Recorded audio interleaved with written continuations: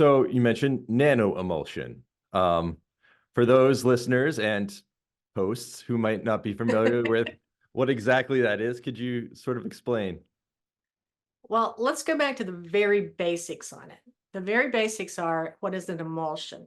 So you can think about an emulsion as very, very simple as making salad dressing. You take your oil and your vinegar and you shake it and you get something that looks very different than oil and vinegar. That's an emulsion. Hmm. Well, that's going to be a very, very weak emulsion. It's going to separate out in some cases before you can even get it out of the bottle onto your salad. But what we do with a nanoemulsion is we make those little oil droplets very, very, very small. Nano means like 10 to the ninth when you're talking about things.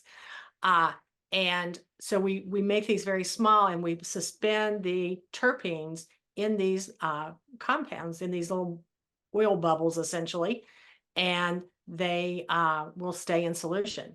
We've been able to keep them on the lab bench at room temperature for over 2 years. Wow. And so it's in water?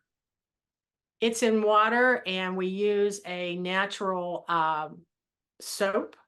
Hmm. It's called Tween. And basically, we are going for things that are extremely safe. So we only use products in what we're doing that are considered to be GRAS, and GRAS is GRAS, and it's an FDA category that's generally regarded as safe. So the bottom line is, this is a pesticide that you could probably eat. No, I wouldn't advise it, but you could probably eat it. It smells very strong, but we are trying to make it as safe as possible.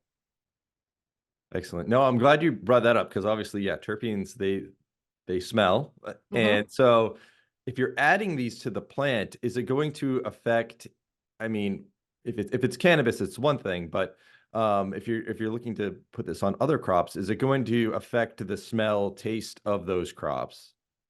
I think that we would have a limit of how late we can spray this on some crops. For example, you wouldn't want to dunk your apple in it and keep that as a post harvest.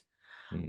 But if you spray like the cucurbits, we didn't affect the quality of those by doing earlier sprays. And we did not spray the fruit themselves. So in most cases, we're not looking for the plant as the uh, product. We're looking at a fruit. So you just have to be careful when you can spray those. And also remember that terpenes are ephemeral. Even ours will eventually go away. But I have a feeling that we won't be using them on post harvest because I think it will affect consumer taste.